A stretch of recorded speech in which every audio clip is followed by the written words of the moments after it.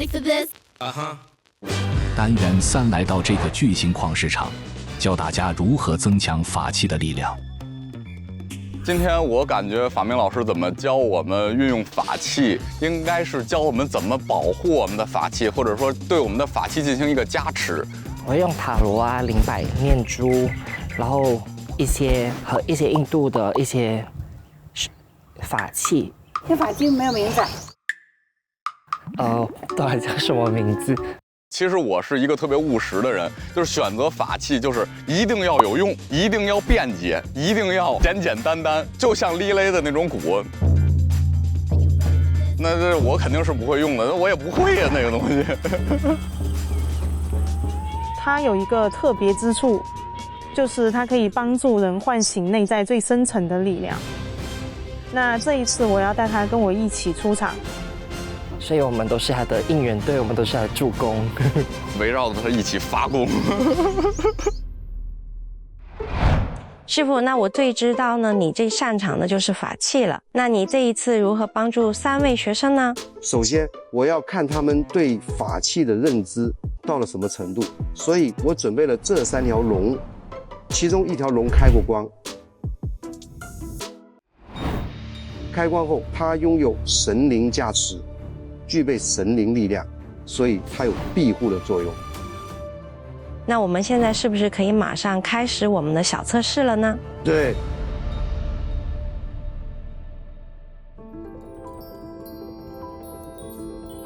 黎雷现在用的是什么工具啊？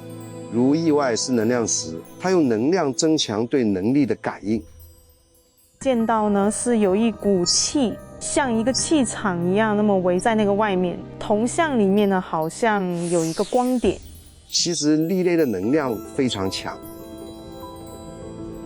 在通灵来说，它已达到了中等水平。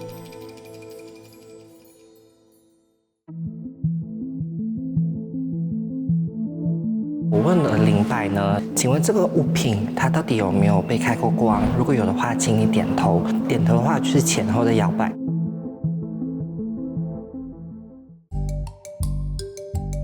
林鹤是术数师，他懂得梅花易数，再加上他的直觉，所以这2天他的推测特别准确。他是结合2种功能去做一件事。那最终是选择哪一支呢？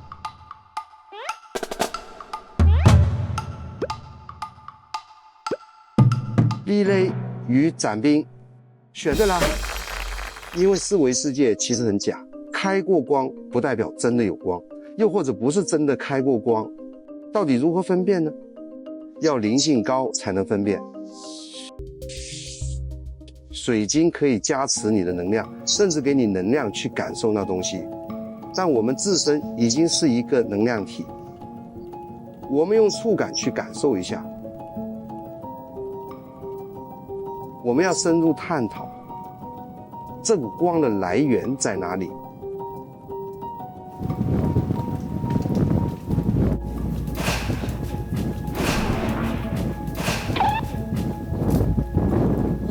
哇，我想说，突然之间好大风啊！那么这个是不是能量的一种表现呢？其实已经不是第一次了。在丽蕾做法时，天气突然转变。招生日，当他帮4号做疗愈时，天空也突然下起雨来。很厉害，能量全部释放出来了。当老师开始问问题的时候，我一边听他说，再把我内在的视线拉远了之后，那我发现我看到的东西变大了。它的来源，我看到的是一道光柱冲向天空。对了，所以其实当我们探讨能量的时候，一定要追根溯源。肉眼看不见的能量，却透过萨满和自然界连接，可以感受到它的存在。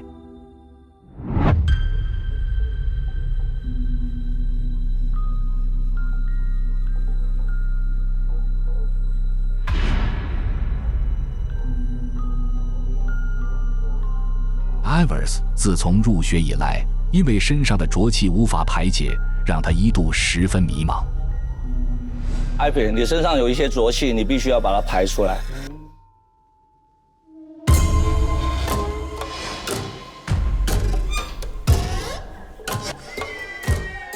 不要闭上眼睛。后面已经要晕过去，晕倒，再撑下去，我应该是人倒下去的。对不对？不行。甚至让他开始质疑自己的能力。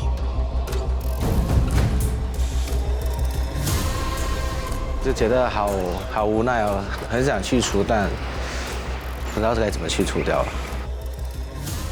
随着最后一个单元的来临 ，Ivers 是否能够成功压制自己的浊气，让风水导师选择他出赛？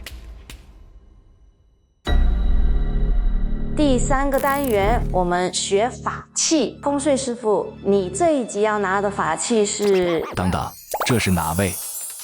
我改邪归正了，有没有变得好看？好看。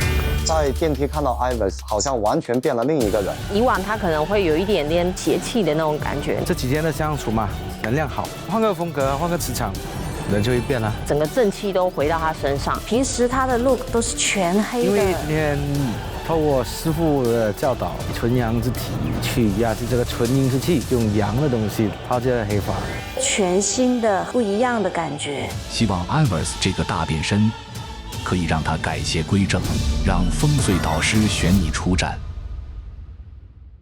风水师傅，你这一集要拿到的法器是？意想不到的，我拿的是木棍。我以为你会拿出你的雷神令牌哎。我这次教学想让大家知道，万事万物皆有灵序。我拿着这个木棍就可以帮大家布阵了。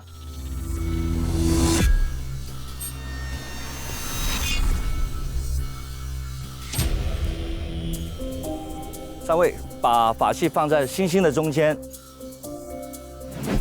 我今天带来的就是水晶，因为水晶是我可以连接的讯息。我今天带了我的2个八卦球。法器，在阴的话就用黑法的这种蜡的娃娃，那在阳的话，我拿来点光神明之笔。师傅啊，370的用意是什么呢？370呢是帮我们招来天上更高阶的灵力，招来天上的神兵力将。火代表光明和力量，风水导师点燃5行，加上370请神降临，帮助学员提升法器的能量。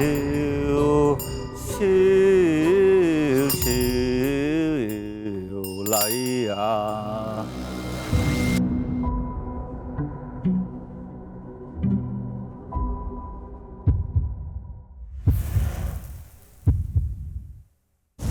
哇！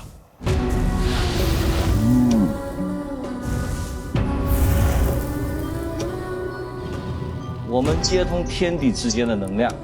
原本法器在地上仰视天空，布了这个阵之后，他们的法器从天上俯视大地，所以他们的能量提升了不止1个层次。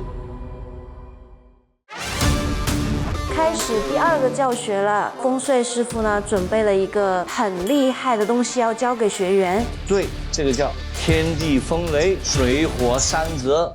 很多人希望通灵，很多人希望连接各种的能量。事实上呢，用自己的身体去链接，不是每个人的身体都这么强。老天爷对我们很好，把这个灵力、把这个连接给到了一些符号，只需要通过我们的头脑把这个信息拿出来，就可以拿到上天的一个旨意了。风水导师口中的符号就是八卦。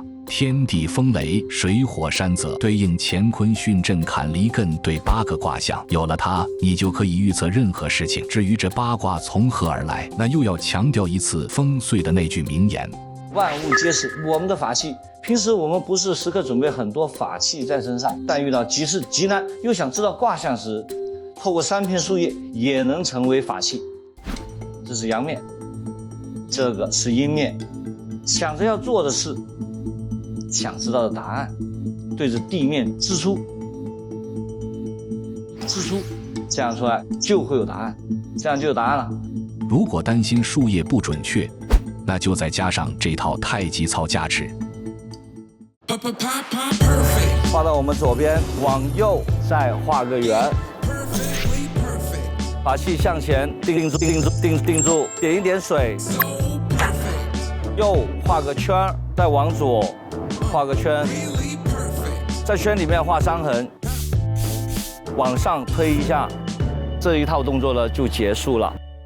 我透过这个方法，想让学员与大家知道，我们看到可用之物去使用的时候，这才是暗合天道，天地万物为我所用的时候，这些才是最大的能量。树叶和水也属于天地万物，起卦一样可行。那我们现在把东西摆在桌面上，又是为了干什么呢？其实刚才教大家看卦呢，最重要是想考验大家运用卦象能看到什么。为了测试学员吸收了多少，风水导师早在画本里画了一些东西。学员需要用自己的法器点墨起卦，从卦象解读导师画了什么。那菲菲，你得到的卦是什么？艮，代表的是数字7，也是少女，然后她本身有佩戴一些东西，还有比较阴柔的。阴柔吗？这幅画是风水导师画的，真的没用错形容词吗？下一位，小文。见到离卦与艮卦，先见离卦代表物体比较吸引人啊，最后见坎卦可能生长环境热一点。我现在看到一个乾卦，乾卦就看到这个艮卦，就圆形公仔嘛，公仔一个动物。3个人都见到艮卦，而且他们的答案都很接近。他们个个都说很有趣、很可爱。我很好奇师傅画了什么。揭晓了，如果是我的照片，是不是也很有趣、很可爱呢？绝对是。那究竟是不是？那在这里呢，是一个非常可爱的圆形的小猪。少女是对的，电视剧呢，在我们看呢，在飞天小女 TVB 里面叫《飞天少女朱丝丁》，页码是17页，你们的7是没有错的，乾加艮就是17，就是17，你没有读出来，你的卦是赢出来了。确实，这个法器让我感觉到跟以前不一样，就是比较上手，蛮神奇的。这一次的答案让我很惊讶。首先，他接受了我们给他的建议，其实他自己愿意做出变化，他也感觉到自己原本的气息不太好，我觉得很难得。我今天挑选参加单元3法器比赛的学员是艾文。Ivers 凭借自身的努力得到了导师的认可。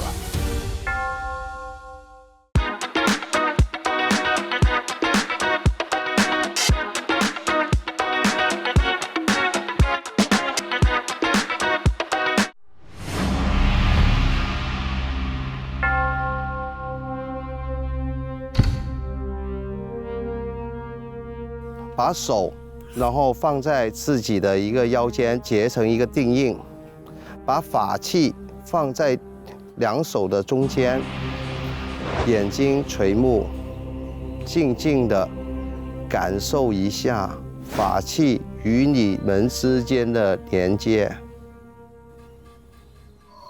太上抬升，應變無停，驅邪伏微保命，護身智慧明淨，心神安寧。进入状态的时候呢，就感觉就是这世界啊，就是已经与我无关了，我只有我自己的心跳。所以我是感觉突然间变得很重，然后那个珠链变得很大颗，这样它在围绕着我的身体，这样。我跟我的鼓连接的时候，它很像一个女性萨满的容貌，然后微笑着看着我，感觉到我和我的鼓都被包围住，好像跟气合二为一了。打坐呢，最重要的是什么呢？专注。那是不是要试一下他们是否专注了？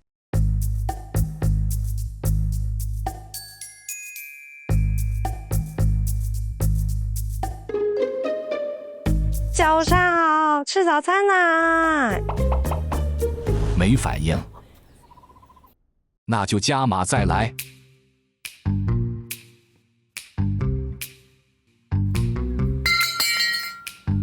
如此专注，居然丝毫不受影响。他们表现怎么样呢？真的不错，他们几位真的很有潜质。打坐的时候，如果能进入忘我的境界，我是听不到周围的声音，所以他们3个天赋非常不错。师傅，我们即将开始单元3的终极考核。没错。那这次考核你会考他们什么呢？找法器。那我已经预先将3位的法器放入了盒中。然后现场呢是有5个盒子的，其中2个呢是空盒。那他们呢要找回自己的法器才算胜出。如果大家都能找到自己的法器，那就以时间快的为胜利者。你准备了什么去找你的法器呢？我还是打算用灵摆跟感应的方式去挑战。靠感应气息。拿两个100块钱，钱来的哈。但是我觉得感应比较弱，那所以呢就只能依靠施工。如果施工我一正一反，就是这个打卦去了，好，高手打卦去了，施工助我。好，3、2、1，开始。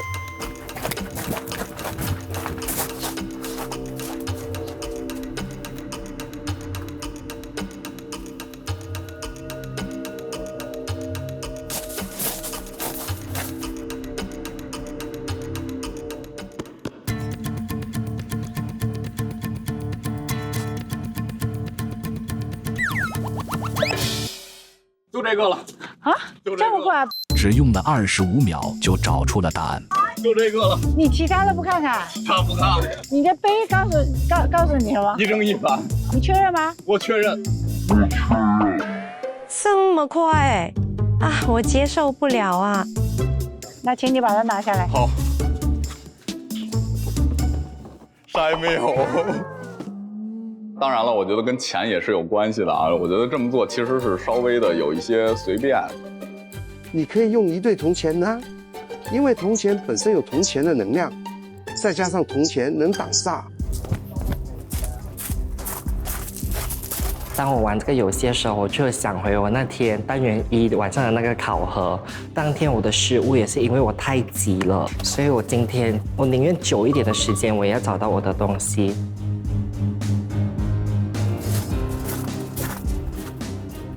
Lei 现在纯用单种学术，他现在想训练自己为主。我要确定多一轮有2个好像很接近。你现在去哪里？去那边。就是去了第2遍的时候，我还有走回来，发现有点急，然后我有做那个深呼吸的动作，我再去认真的感应。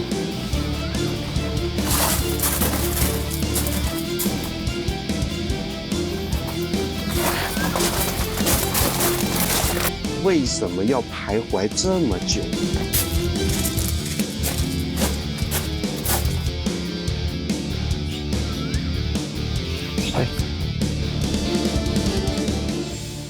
可以把它拿下来。好，这是我的法器。哦，空香。如果相比起来的话，我在找物品这方面的话，真的是会比较弱一点。Lei 的长处呢是感应与治疗，短处是内在技能不足，但他一直修炼我教的功法。作为我自己的学生，我希望给予每人上场的机会。单元3法器人物我会选Lei出赛。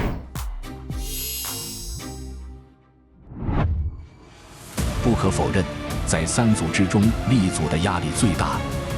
因为到现在为止，我们的组是还没有任何一个组员是有得到这个名利的。你不要拍我，你一直拍我啊！就中国有一句话叫做“厚积薄发，后来居上”，先赢未必赢。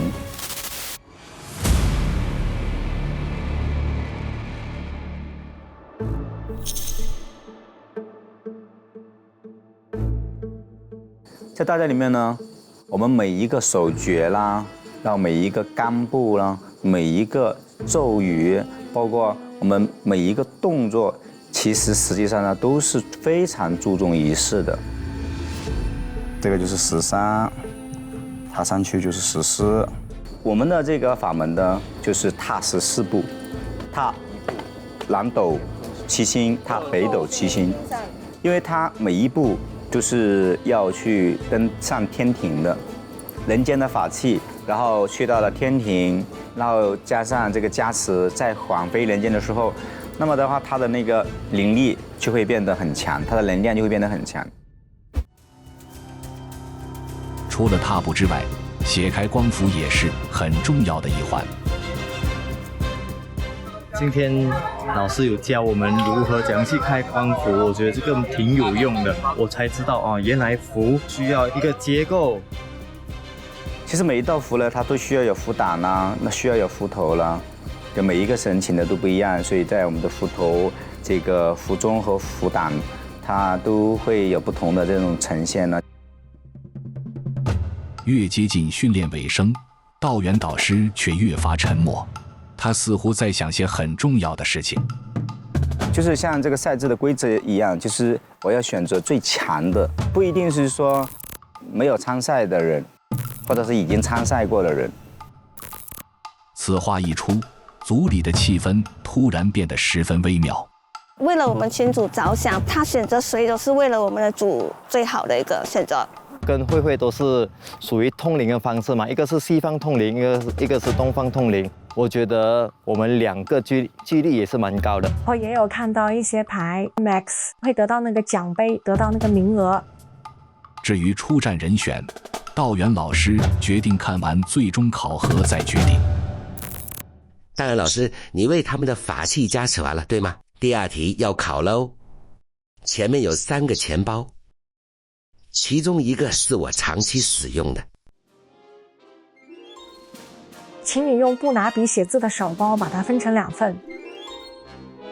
这个是不是你常用的钱包？请帮我抽一张牌。在4号抽完牌后，慧慧就用灵摆去问最后答案。第一个蓝色的钱包呢是可以排除了，然后第2和第3个呢是出现了这个钱币女王的这一张牌，然后第3个呢是宝剑3这张牌。其实那一刻我有一点犹豫，因为这个毕竟是女性而不是男士嘛。你把答案指出来给我看。好。他为什么开这个奇门遁甲一个盘？他用那个奇门盘来看这个3个的包啦，因为这个3个包有不同的颜色啦。就是带了天上的能量，然后加持这个法器，这个法器它的灵力、它灵感也特别的强。哪个是我的钱包？指出来。他们3个的答案一样，如果全部答对，足以证明道元老师的加持方法有效。好，家庭观众，你能猜中吗？这3个钱包之中，我长期使用的是